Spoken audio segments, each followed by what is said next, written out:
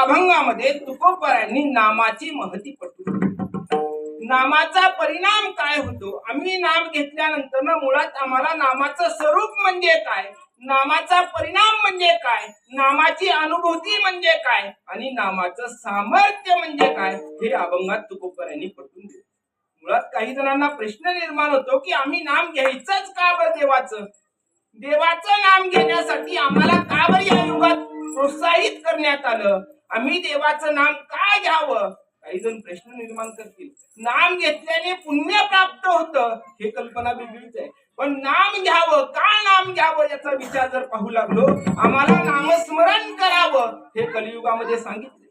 पण मुळात लक्षणा पाहिजे की आम्हाला नामस्मरण करायचंय कशासाठी, पुण्य प्राप्त व्हावं म्हणून नामस्मरण करायचं. बघा संसारामध्ये अनुकूलता निर्माण व्हावी याच्यासाठी आम्हाला पुण्य लागतं, नवे नवे परमार्थात अधिकार प्राप्त करण्यासाठी आम्हाला पुण्य लागतं, नवे नवे शास्त्रामध्ये अधिकार संपन्न होण्यासाठीही आम्हाला पुण्याची गरज आहे.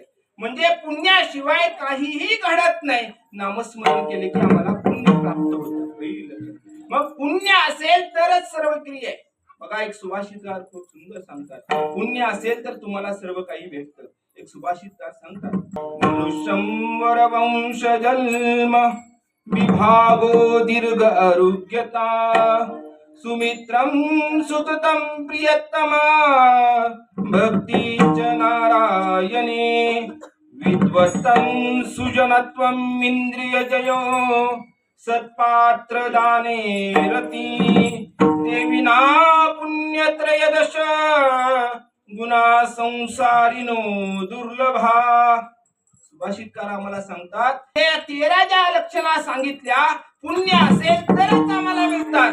मनुष्य देह पुण्य असेल तरच आम्हाला मिळतो. पहिली लक्षणा सांगितली, आमच्याकडे पुण्य आहे तरच आम्हाला मनुष्य देह मिळतो.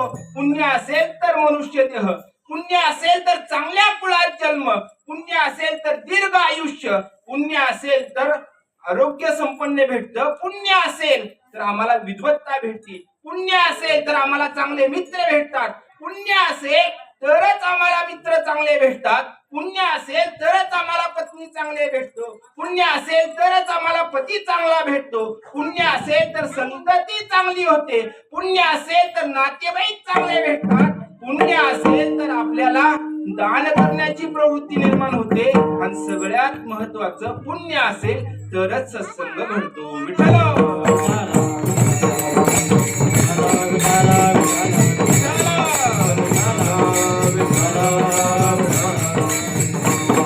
बघा या 13 लक्षणाचा जर विचार म्हणला, एक एक लक्षणा जर घ्यायची झाली तर एक एक लक्षणा एक अर्धा तास धरला तरी सुद्धा किती वेळ जाणार.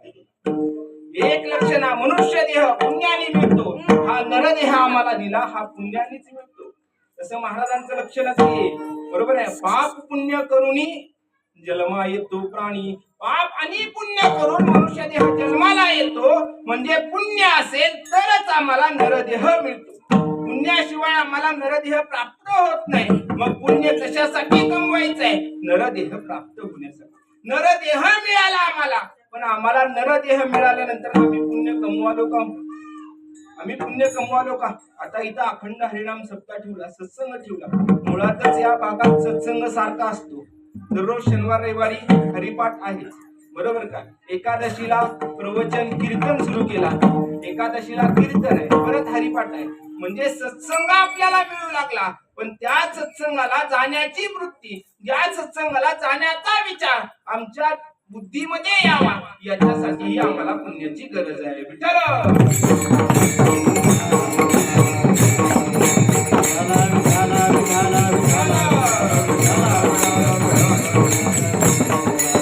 म्हणजे पुण्य असेल तरच सर्व गोष्टी आम्हाला करता येईल, पुण्य असेल तरच अनुकूलता आहे आणि पुण्य असेल तरच परमार्थाचा आम्हाला अधिकार प्राप्त होतो.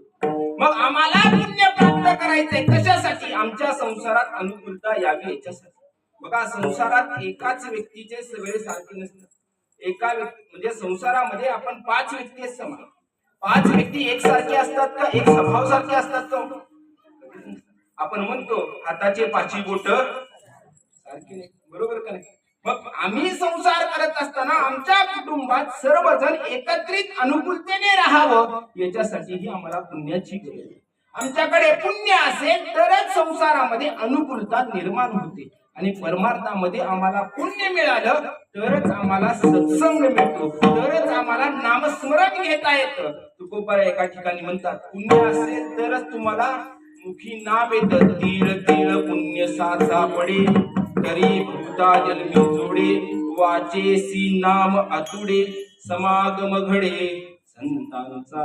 तुम्हाला समागम संतांचा घडायचा असेल तर तिळा तिळा एवढं पुण्य साचवावं लागतं आणि तिळा तिळा एवढं पुण्य साचवल्यानंतर आम्हाला सत्संग घडतो, आम्हाला सत्संग घडतो. मग पुण्य घडवायचं आम्हाला पुण्य प्राप्त करायचं आहे. मग आम्ही त्याच्यासाठी साधन कोणतं वापरावं, साधन कोणतं वापरावं? अनेक साधनं सांगितली, पण आम्हाला पुण्य प्राप्त करण्यासाठी आम्ही साधन कोणतं वापरावं? बरोबर आहे का नाही? उदाहरण आपल्याला घ्यायचं झालं, आपण जर एखाद्या ठिकाणी गावी निघालो, समजा आता आपलं विमानतळ सुरू झाले, आपण विमानाने प्रवास करालो समजा, बरोबर का नाही? भाग्य समजा विमानाने प्रवास करालो, पण विमानतळापर्यंत जाण्यासाठी एक साधनची गरज आहे, कारण की विमानतळ आपल्या घरावर येऊ शकत नाही, बरोबर का नाही? येतं आपल्या इथे कुठं, आपल्या इथे तर शक्य नाही, बरोबर का नाही? तसं आपण एखाद्या गोष्टीसाठी प्राप्त करण्यासाठी दुसऱ्या साधनेचा उपयोग करतो, तसं आम्हाला पुण्य प्राप्त करायचंय, आम्ही साधन कोणतं वापरावं? आम्हाला पुण्य प्राप्त करायचंय, साधन काय वापरावं? त्यासाठी आम्हाला साधन काय वापरावं याचा विचार करत असताना आम्हाला महाराज सांगतात, आम्ही साधन वापरायचंय, बरोबर आहे, पण कोणतं साधन? याच्यात दोन प्रकार सांगितले, एक अंतरंग साधन आणि एक बहिरंग साधन. अंतरंग साधनाचा विचार केला आणि बहिरंग साधनाचा विचार केला. दोन्हीचाही विचार सांगत असताना अंतरंग आणि बहिरंग याचा दोन्हीचाही विचार थोडक्यात सांगतो. अंतरंग साधन म्हणजे कोणतं, बहिरंग साधन म्हणजे कोणतं? बहिरंग साधनाचा विचार केला, यज्ञ दान तप कर्म तीर्थयात्रा व्रत वैकल्य हे काय सांगितले आम्हाला?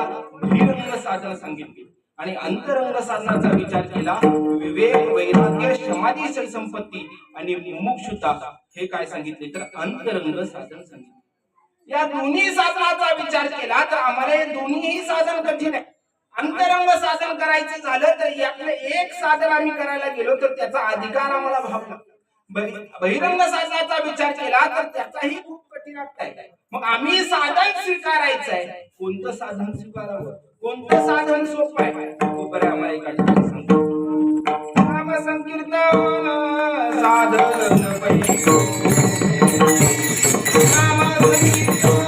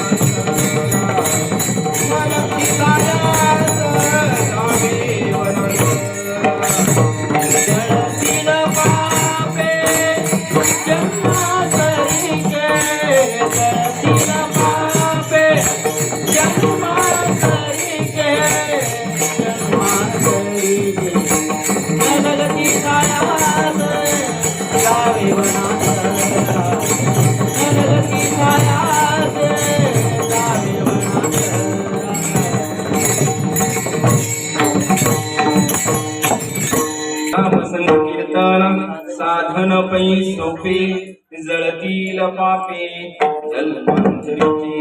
तुकोबराय मला सांगू लागले की साधन सोपं आहे, कोणतं आहे? नाम संकीर्तन साधन पै सोपे. बघा तुकोबरायांनी सोपा हा शब्द वापरला, सोपा हा शब्द वापरला तुकोबरायांनी. विचार जर केला सोपा हा शब्द तुकोबरायांनी अभंगात वापरलं. पण नाम सोपं आहे. नाम आपल्याला सर्वांना घ्यायला सोपं आहे, पण नाम कळायला खूप अवघड आहे. नाम घ्यायला खूप सोपं आहे, पण नाम कळायला खूप अवघड आहे. मुळात नाम घ्यायलाही अवघड आहे आणि कळायलाही अवघड आहे.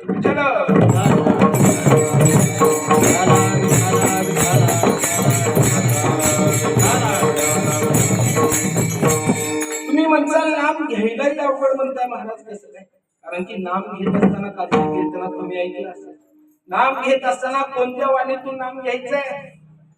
बरोबर नाही? कालचं कीर्तन ऐकलं असेल तर लगेच उत्तर येईल. 4 वाणी सांगितली, परापश्चंती मध्यमा वैखरी. बरोबर का नाही? 4 वाण्या सांगितल्या. या कोणत्या वाणीतून आम्ही नामस्मरण घेतल्यानंतर नामाला नाम घेण्याचा अधिकार आहे? परावाणीतून नाम घ्यावं, पश्चंती वाणीतून नाम घ्यावं, मध्यमा वाणीतून नाम घ्यावं, का वैखरी वाणीतून नाम घ्यावं? विठ्ठल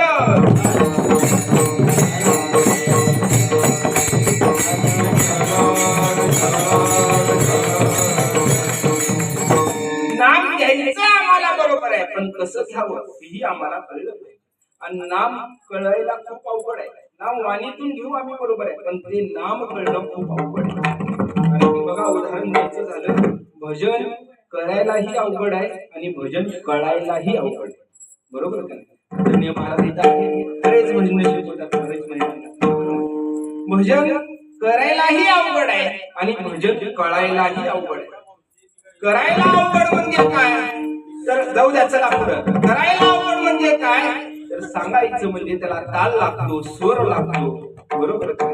टाळी यावी लागते. किती मात्र्याची टाळी? 8 मात्र्याची टाळी यावी लागते, मग आम्हाला भजन करता येतं. आणि सर्वात महत्वाचा अभंग पाठ पाहिजे. अभंग पाठ पाहिजे आणि मग आम्हाला भजनाला बसण्याचा, म्हणजे भजन करायलाही अवघड आहे आणि भजन कळायलाही अवघड आहे. तसं नाम घ्यायलाही अवघड आहे आणि नाम कळायलाही अवघड आहे. तरी तुकोबराय सोपा शब्द का ठेवतात? विठ्ठल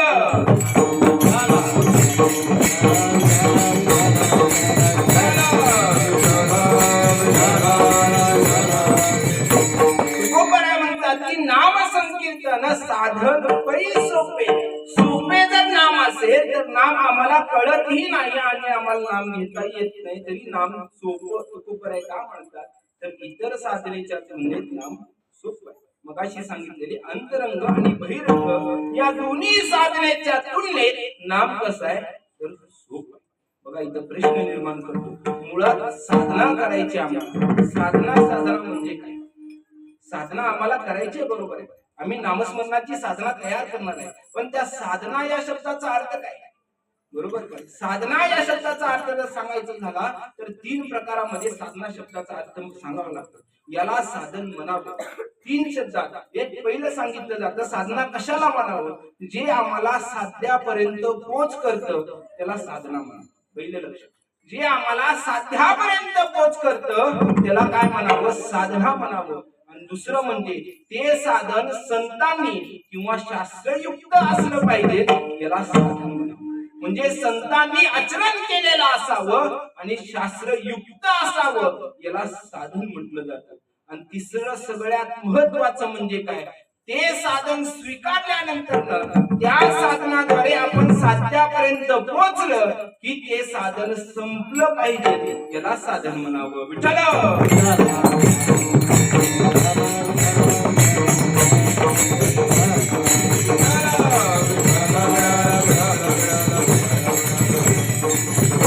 याला काय म्हणावं? तर साधन म्हणावं.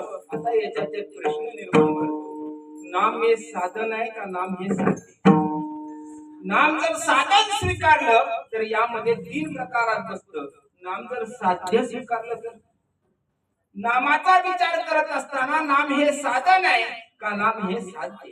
तर दोन्ही प्रकारे मांडता येतं. नाम हे साधनही आहे आणि नाम हे साध्य पण आहे. तुम्ही कशा पद्धतीने त्याचा उच्चार करता तेव्हा त्या नामाचा साध्य आणि साधनामध्ये रूपांतर होतं.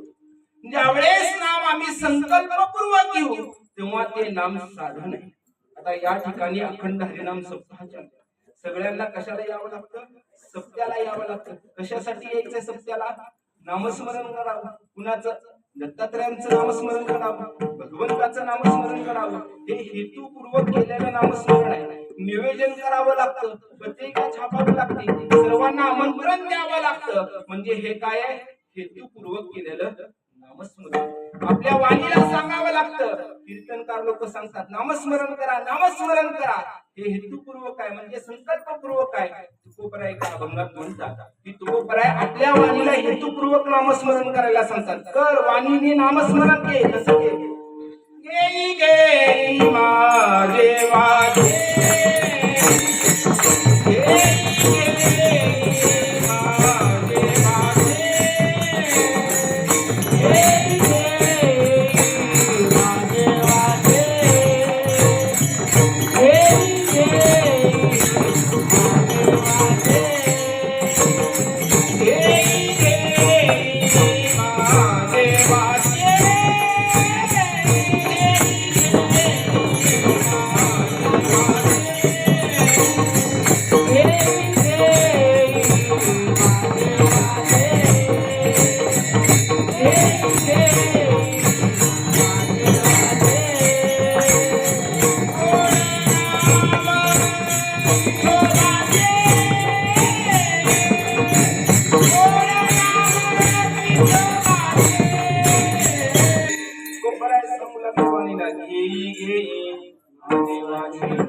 गोड नाम तुकोबराय वाणीला सांगू लागले नाम दे का घे. गोड विठोबाचे नाम आहे म्हणून घे. गोड आहे विठोबाचं नाम आहे. पण आम्हाला गोड म्हटलं की एकच पदार्थ आठवतो. बरोबर का?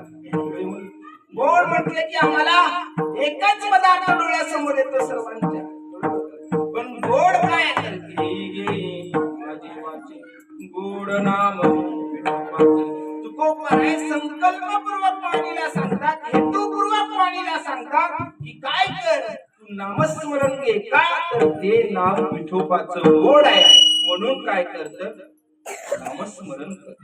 वाणीने नामस्मरण कर. हे हेतुपूर्वक घेतलेलं नाम, हे नाम जर आपण घेतलं तर याला साधना म्हणा. काय म्हणावं? त्याला साधना. हे साधन झालं. साधन म्हटलं जात याला. हे साधन पूर्वक घेतलेलं नाम. मग साध्यपूर्वक जर विचार केला तर साध्य म्हणजे काय? तर संकल्प न करता वाणीतून नामस्मरण यायला. आपण संकल्प केला नाही, हेतू कोणता नाही, पण आमच्या वाणीतून नामस्मरण बाहेर येऊ लागलं, आमच्या वाणीतून नामस्मरण बाहेर पडू लागलं, त्याला काय म्हणावं? तर साध्य नाम म्हणावं. काय म्हणावं? साध्य नाम. विचार कोणताच नाही, हेतू कोणताच नाही, पण आमच्या वाणीतून नामस्मरण बाहेर येऊ लागलं.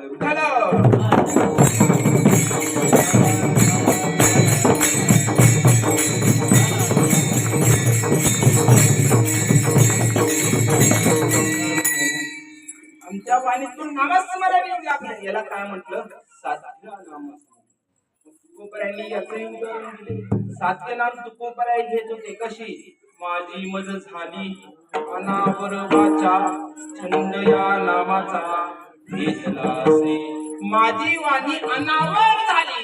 जेव्हा आपली वाणी अनावर होती नाम घेण्यात, तेव्हा म्हणावं आपण साध्य नाम घेतलं. शक्य का? आता त्याच्या नामस्मरण करण्यासाठी आम्ही सप्ताह आयोजित करतो. त्या 7 दिवसात जरी आपण नामस्मरण केलं तरी आपल्याला वर्षभराची ऊर्जा मिळून जाते. वर्षभराची ऊर्जा मिळून जाते वर्षभरात. पण आपण 7ही दिवस उपस्थित राहतो का? इथं प्रश्नचिन्ह द्यावा लागतो. विठ्ठल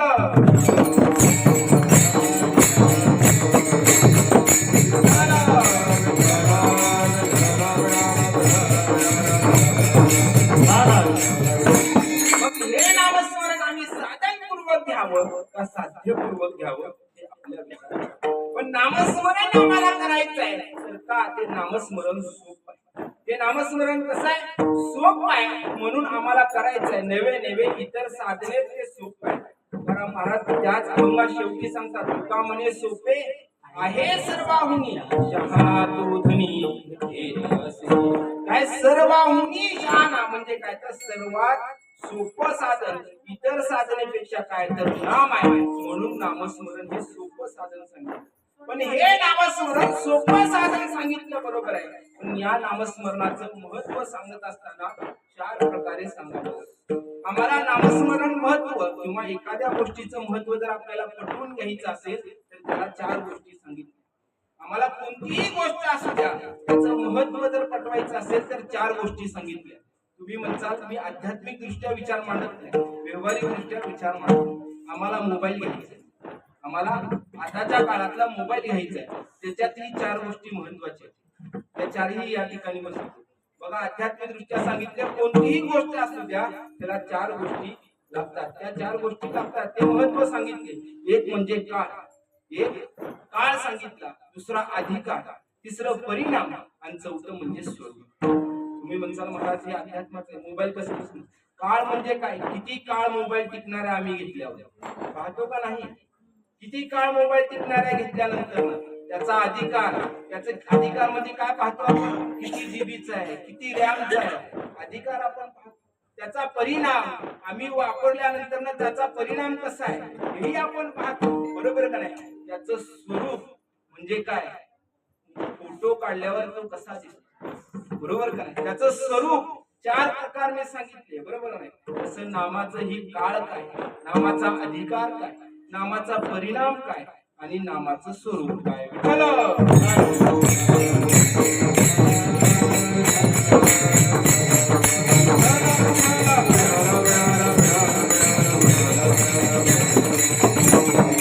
नामाचा काय विचार करत असताना हा काळ होत आहे. तर आता कुठलं चालू कलियुग. कलियुग चालू या कलियुगामध्ये काळामध्ये काय करावं तर नामस्मरणच करावं आम्हाला सांगितलं. कलियुगा माझी करावे कीर्तन, बरोबर आहे? तिन्ही नारायण. म्हणजे आम्हाला जर नारायण पाहिजे असेल, भगवंत प्राप्त करायचं असेल तर कलियुगामध्ये सर्वात सोपं साधन काळानुसार सांगितलं ते म्हणजे नाम. मग नाम सांगितलं बरोबर आहे, पण नामाचा अधिकार आम्हाला आहे का, बरोबर का? इतर बाकीच्या साधनांचा विचार केला, अंतरंग आणि बहिरंग साधनाचा विचार केला तर प्रत्येक ठिकाणी अधिकाराचं लक्षण आहे. आम्हाला जर यज्ञ करायचा असेल तर त्यालाही अधिकारच लागतो, त्यालाही अधिकार संपन्न लागतो, मगच आम्हाला तो यज्ञ करता येतो, तो यज्ञ यशस्वी होतो. कधी अधिकार आल्यानंतर. अंतरंग साधनाचा विचार केला तर आम्हाला श्रवण करायचं असेल तर श्रवणासाठी अध्यात्म सांगतं तुम्हाला श्रुती षडलिंग आलं पाहिजे. श्रवण जर करायचं असेल तर आम्हाला श्रुती षडलिंग लागतं, एक अधिकार लागतो. तसं आम्हाला नामस्मरण करायचं आहे, आमचा अधिकार काय आहे? आम्हाला नामस्मरण घ्यायचं आहे, आमच्या मुखात भगवंताचं नाव यावं आमची इच्छा आहे, पण आमचा अधिकार काय? आमचा अधिकार बसतो का नामात? एका ठिकाणी तुकोबाऱ्या सांगतात अधिकार नामासाठी लागत नाही. मग कोण आहे अधिकार? तुकोबाऱ्या एका ठिकाणी सांगतात सकळासी येते आहे अधिकार.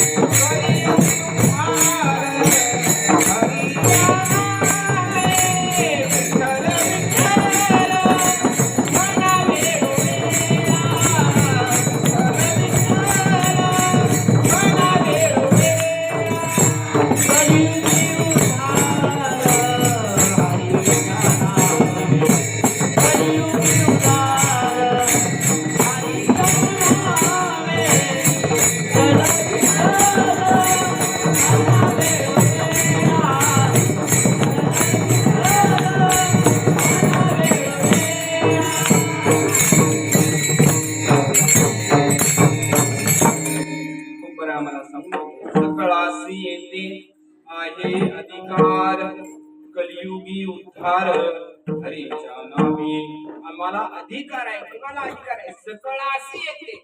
मग सकळ शब्दात सगळे म्हणजे कोण? यारी लहान थोर याते भलती नारी नर अथवा नारी गोका दुराचारी मुके गाता हरी पवित्र तो नर असो तो नारी असो तो गोका म्हणजे काय दुराचारीही असो त्याला नामस्मरण करण्याचा अधिकार. सर्वांना नामस्मरण करण्याचा अधिकार आहे. पण ते नामस्मरण आम्हाला घ्यायचंय, बरोबर आहे, अधिकार दिला. पण ते नामस्मरण करण्यासाठी आम्ही त्या नामाचं स्वरूप पाहिलं पाहिजे. ते स्वरूप पाहिल्यानंतर ना आम्ही त्या नामस्मरणाचा अधिकार मिळवून मग आम्ही नामस्मरण करावं. बघा, एखादी गोष्ट जर आपल्याला काहीच त्यातलं ज्ञान नसेल तर त्याला आपण हात लावतो का? बरोबर, हात लावतो का आपण? कधीच लावत नाही. आपण त्या गोष्टीचं ज्ञान प्राप्त करू आणि मग आम्ही त्या गोष्टीमध्ये प्रवेश करू, त्या गोष्टीला हात. तसं आम्हाला नामस्मरणाचं स्वरूप कळालं की मग आम्ही नामस्मरण अत्यंत मनपूर्वक श्रद्धापूर्वक भावपूर्वक करू. पण आम्हाला त्या नामस्मरणाचं स्वरूप कळलं पाहिजे. मग त्या नामस्मरणाचं स्वरूप जर सांगायचं झालं तर कसं सांगावं? त्या नामस्मरणाचं स्वरूप सांगायचं आम्हाला. एक लक्षणा मांडून स्वरूप मांडावं, 2 लक्षणा मांडून स्वरूप मांडावं, 3 लक्षणा मांडून स्वरूप मांडावं का 4 लक्षणा मांडून स्वरूप मांडावं? स्वरूप मांडायचं आम्हाला, बरोबर आहे, पण किती लक्षणा मांडाव्या? बरोबर का नाही? स्वरूप मांडायचं आहे पण किती लक्षणा मांडून स्वरूप मांडावं? बघा, काही लक्षणा सांगत असताना अध्यात्मामध्ये 3 लक्षणा सांगितल्या, झट अझट आणि भागत्या लक्षणा. 3 लक्षणा सांगितल्या. या 3 लक्षणाचा विचार पाहता येतो. अजून 2 लक्षणा वेगळ्या सांगितल्या देवाच्या रूपाने, एक तटस्थ लक्षणा आणि एक स्वरूप लक्षण. 5 लक्षणा सांगितले. मग 5 लक्षणेतून देवाचं नामस्मरण प्रगट करावं. किती लक्षणा मांडाव्या देवाच्या नामस्मरणाचं स्वरूप कळण्यासाठी? मग काही अभंगात तुकोबाराय असेल, ज्ञानोबाराय असेल, काही संतांनी आपल्याला समजावं म्हणून दृष्टांत दिले. काय? आपल्याला समजावं म्हणून दृष्टांत दिले. बघा, ज्ञानोबारायांचा हरिपाठ पाहिला, 11व्या अभंगात विचार केला. ज्ञानोबारायांनी दृष्टांत दिला. तृणाग्नी मेळ समरस झाले तैसे नाम केले. बरोबर का? तृणाचा आणि अग्नीचा दृष्टांत दिला. तृण म्हणजे काय? गवत आणि अग्नी एकत्र जवळ आले की भस्मसात होतात. तसं नाम आणि जीव एकत्र आले की पाप भस्मसात होतो.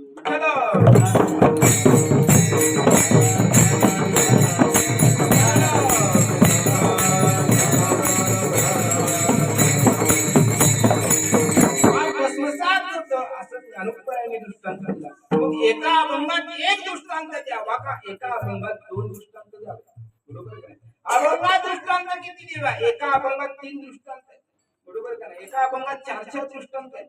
पंढरीचं वर्णन करताना तुकोबारायांनी किती दृष्टांत दिले, किती लक्षणा मांडल्या? आवडे पंढरी भीमा पांडुरंगा, भीमा चंद्रभागा लिंग पुंडलिक कामधेनु कल्प तरु चिंतामणी अवडीचा धनी पुरवितो. 4 लक्षणा म्हणून तुकोबारायांनी पंढरीचं वर्णन केले. म्हणजे किती लक्षणा मांडावं याचं गणित आहे. मग 4 लक्षणा मांडल्या. कशासाठी लक्षणा मांडल्या? लक्षणा मांडाव्या, बरोबर आहे, पण कशासाठी लक्षणा मांडाव्या? तर 3 दोष जावे म्हणून लक्षणा मांडल्या. अव्याप्ती, अतिव्याप्ती आणि असंभावना हे 3 दोष सांगितले.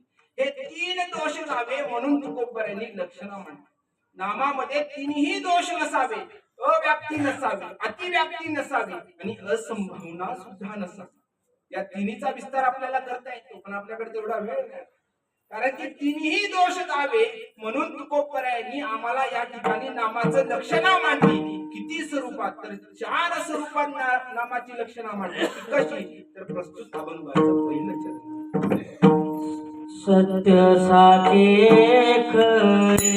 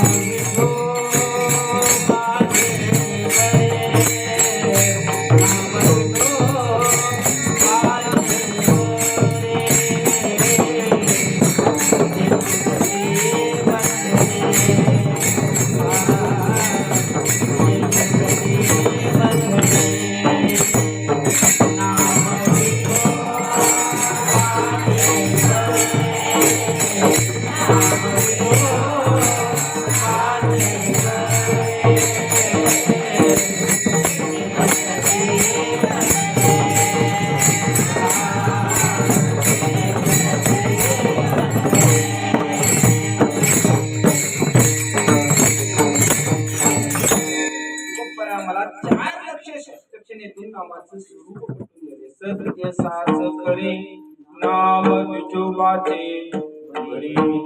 सत्य नाम विठोबाचे साच नाम विठोबाचे खरे नाम विठोबाचे खरे नाम विठोबाचे. 4 लक्षणं म्हणून तुकोबरा आम्हाला सांगू लागले हे नाम कसं आहे, सत्य आहे. हे नाम कसं आहे, साच आहे. हे नाम कसं आहे, बरं आहे. आणि हे नाम कसं आहे. मग नाम सत्य बरोबर आहे, पण सत्य कोण मानायलाच तयार नाही. बरोबर. एखाद्याने जर गोष्ट सांगितली तर आपण त्याच्यावर विश्वासच ठेवत नाही. सत्य नाही हा खोटच बोलू लागला. बरोबर. सत्य नाही हा खोटच बोलू लागलाय, कारण की सत्य आपण मानायला तयार नाही. मुळात आपण देवालाच सत्य मानायला तयार नाही. काय काय जण आम्ही जर नामस्मरण केलं तर आम्हाला काय त्याचा फायदा होणार, आम्हाला फक्त पुण्य मिळणार का. तुकोबा एका ठिकाणी सांगतात पुण्य मिळत नाही तर काय होतं, तरले तरती हा भरवसा नामधारकांचा असा. तुकोबा सांगतात तुम्ही तरले तरती तरणारच. काही जण तरले नसतील तेही तरती. जे नाम घेतले त्यांनी तरले. हा तुकोबऱ्यांचा काय तर ठाम विश्वास आहे. तरले तरती हा भरवसा नामधारकांचा असा. म्हणजे विश्वास तुकोबऱ्यांचा इतका आहे त्यावर की काही जण जर नाम घेतले नसतील त्यांनी घ्यायला सुरुवात करा, तुम्ही तरला. इतका ठाम विश्वास कसा आहे तुकोबऱ्यांचा. बघा एक दृष्टांत या ठिकाणी देतो माझे चिंतन. एकदा शेष नारायण आजारी पडले. शेष नारायण आजारी पडले आणि आजारी पडल्यानंतर त्या ठिकाणी त्यांचा जो शिष्य होता तो शिष्य वैद्यांकडे गेला आणि शेष नारायण आजारी पडले म्हणून वैद्यांना सांगितलं. वैद्यांना लक्षणं सांगितले, त्यांना असं असं झाले, ताप आलाय, अशा सर्व काही लक्षणं सांगितले. वैद्य म्हणले ठीक आहे, मी त्यानुसार औषध देते. ते त्या काळचे वैद्य होते. आताच्या काळचे वैद्य खूप कठीण आहे. सगळे झालं तरी म्हणतात काय झालं आम्हाला कळेना. बरोबर का नाही. आताच्या काळच्या वैद्यांचं इथं कोण असेल तर माफ करा. आताच्या काळचे वैद्य बरोबर आहे, किती एक्सरे काढायला होतात, 100 एक्सरे काढतात म्हणतात सर्व काही नॉर्मल आहे. बरोबर का नाही. इतकं आम्हाला काय करायला लावतात, एक्सरे काढायला लावतात, पण तरी सुद्धा काही ठिकाणी सांगायला तयार नाही. तसं त्या काळचे वैद्य होते, त्यांनी फक्त लक्षणा सांगितली आणि लक्षणा सांगितल्या वैद्याने काय केलं तर औषध दिलं आणि औषध दिलं सांगितलं सकाळी एकदा घ्या आणि संध्याकाळी एकदा घ्या. त्यावेळेस तो शिष्य आला, शेष नारायणला औषध दिलं आणि औषध दिल्यानंतर ना शेष नारायण औषध घेतलं. 2 दिवस झाले, 3 दिवस झाले, पण आजार काय कमी होईल, आजार काय कमी होईना. त्यामुळे शेष नारायण म्हणू लागले परत वैद्यांकडे जावा, माझा आजार काय कमी होत नाही. मी औषध घेतलं तरी सुद्धा माझा आजार कमी होत नाही. त्यावेळेस परत ते शिष्य वैद्यांकडे येतात आणि सांगतात की आमच्या शेष नारायणने औषध घेतलं पण आजार कमी होत. त्यावेळेस वैद्य म्हणाला कसं शक्य आहे, मी औषध दिलं आजार कमी झाला नाही, असं होतच नाही. कारण की तेवढा वैद्यांचा त्या औषधावर विश्वास होता. आताचे आहे का, आता तेही वैद्य म्हणतात आता कुणाकडे आहे, आता कुणाच्या हातात आहे, भगवंताच्या हातात. म्हणजे इतका ठाम विश्वास आताचे वैद्य देऊ शकतात का. त्या काळचे वैद्य म्हणू लागले की मी औषध दिलं आणि उपचार केला किंवा औषध दिल्यानंतर नीट होणार नाही आजार, असं शक्यच नाही. त्यावेळेस तो शिष्य म्हणू लागला मी खरं बोलतोय, आजार नीट झाला नाही. त्यावेळेस वैद्य म्हणले ठीक आहे मी येतो सोबत. म्हणले मी सोबत येतो, बघू काय नेमका आजार आहे, काय नीट होत नाही. त्यावेळेस शेष नारायण समोर ते वैद्य आले आणि म्हटले की हे घ्या औषध आणि आता खावा. काय करा आता खावा असं म्हटल्यानंतर ना शेष नारायणने औषधाची पुडी उघडली खाणार, पण त्या औषधाकडे बघितलं आणि खाल्लं. त्यावेळेस वैद्य ओळखले इथंच चूक झाली. काय झाले, इथंच चूक झाली. त्यावेळेस त्या शेष नारायणने औषध घ्यायला हातात घेतलं, त्यावेळेस डोळ्याद्वारे डोळ्यातलं विष त्या औषधावर पडायचं आणि ते औषध शेष नारायण काय करायचे घेत होते, म्हणून त्या औषधाचा परिणाम होत नसतो. वैद्यांनी एका सेकंदात सांगितलं तुम्ही डोळे झाका आणि औषध. तुम्ही काय करा, डोळे झापा आणि औषध घ्या, तुमचा परिणाम नक्कीच होणार. त्या पद्धतीने शेषनारायणने औषध घेतलं, आजार काय झाला, बरा झाला. तसंच आम्हाला संत सांगतात, आम्ही तुम्हाला नाम देतो, तुम्ही डोळे झाकून घ्या, तरले तरती हा भरवसा. विठ्ठल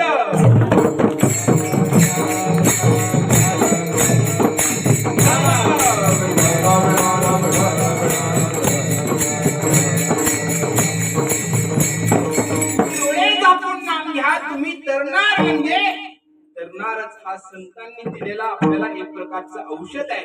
पण या औषधावर आम्ही विश्वास ठेवत नाही. या औषधावर आम्ही विश्वास ठेविना. का ठेविना? तर आम्हाला तेवढा विश्वास त्या औषधावर वाटे ना, म्हणून आम्ही नाम घ्यायला काय करू लागलो, दगमगू लागलो. म्हणून तुकोबराय म्हणतात, नाम घ्या. हे नाम कसं आहे, सत्य आहे. हे नाम कसं आहे, साच आहे. हे नाम कसं आहे, खरं आहे. आणि हे नाम कसं आहे, बरं आहे. म्हणून तुम्ही काय करा, तर हे नाम घ्या. मग नाम सत्य मानलं तुकोबरायांनी, बरोबर आहे. पण सत्य सत्य म्हणजे काय? सत्य या शब्दाचा विचार करत असताना नाम सत्य आहे. भगवंत मुळात सत्य आहे, म्हणून नाम सत्य. पहिली लक्षण एका ठिकाणी महाराज सांगतात, सत्य तू विठ्ठला का गाता आजूबेला. तो सत्य आहे. किती वेळा सत्य सांगितलं? 3 वेळा सत्य. अध्यात्मातही सांगितलं, त्रिकाला बाधित्वम सत्यत्वम.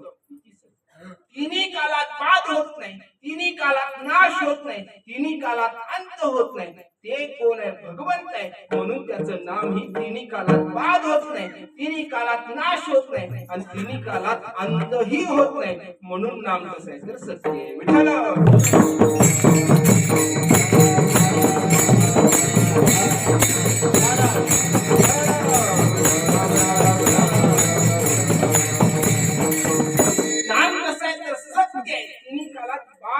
आणि नाश होत नाही. म्हणून नाम कसं आहे, तर सत्य. पहिलं लक्षण, नाम हे सत्य, भगवंत सत्य, म्हणून नाम कसं आहे, सत्य. हे पहिलं लक्षण झालं. दुसरा विचार मांडतो, नाम सत्य का? नाम सत्य का? तर नाम घेताना आपल्याला कंटाळा येत नाही, म्हणून सत्य. कंटाळा कधी आलाय का? आता आपण सर्वजण हरिपाठ करतात. सुंदर ते ध्यान किती वेळा म्हटलं असेल?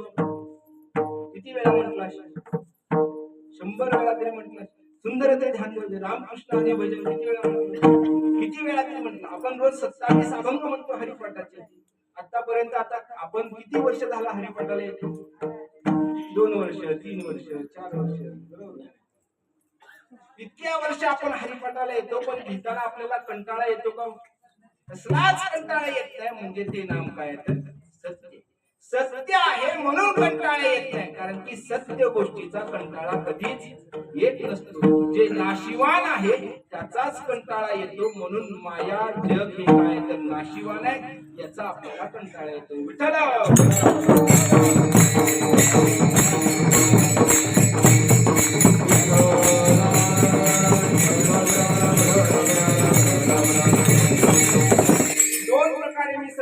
तिसरा मांडतो, सत्य नाम का?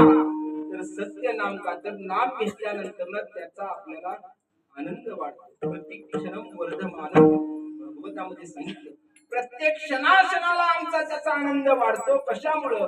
ते नाम सत्य असल्यामुळं ते आम्हाला आनंदित करतं. म्हणून नाम काय, तर सत्य. नाम काय आहे, हे सत्य सांगितलं. दुसरा विचार केला, नाम साच का?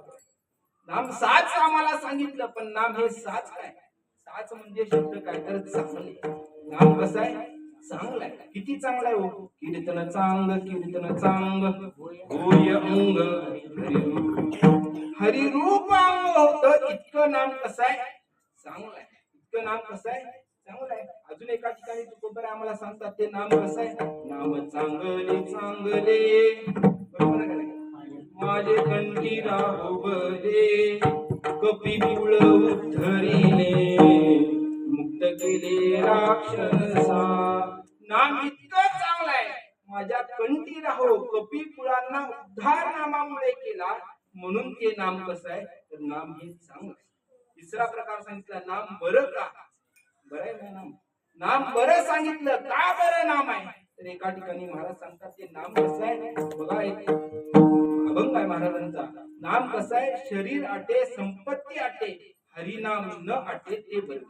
नाम कसं आहे बरोबर आहे शरीर ही आटत संपत्ती ही आटत पण हरिनाम कधीच आटत नाही म्हणून नाम कसं आहे तर बरोबर आहे म्हणून नाम कसं आहे म्हणून नाम हे बरं सांगितलं म्हणून नाम बरं सांगितलं व्यवहारातही आपल्याला नाम बरं वाटतं बघा व्यवहारात जगत असताना 3 गोष्टी सांगितल्या काही गोष्टी आपल्याला बऱ्या वाटतात पण त्या खऱ्या नसतात काही गोष्टी आम्हाला बऱ्या वाटतात पण त्या खऱ्या नसतात काही गोष्टी खऱ्या वाटतात पण त्या बऱ्या नसतात आणि काही गोष्टी बऱ्या वाटतात पण त्या बऱ्याही वाटतात बरोबर आहे 3 प्रकार सांगितले काही गोष्टी आम्हाला खरे पण त्या बऱ्या नाही आता इथे कीर्तनात सर्वजण जवळ बसले बरोबर का साप आला तर खरा आहे साप पण बराय का येत नाही सोडा आला तरी भगवान दत्तात्रय आपल्या पाठीशी आहे काळजीच करू नका बरोबर का नाम कसं आहे विचार केला का साप आला तो खरा आहे पण बराय का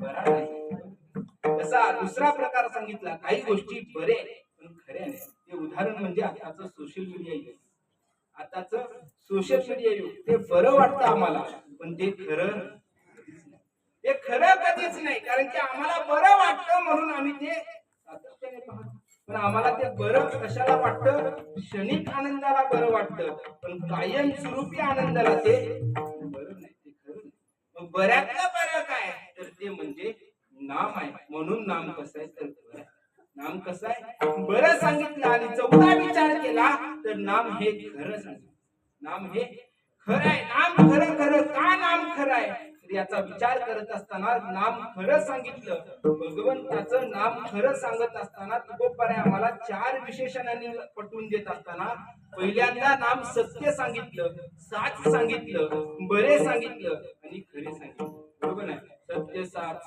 खरे इथं खरे शब्द आहे आणि शेवटी बरे शब्द आहे बघा सत्य आणि खरे या दोन्हीचा विचार करत असताना सत्य म्हणजे काय आपण खरंच म्हणतो मग परत तुकोबारायांनी खरे शब्द मांडलाय सत्याचा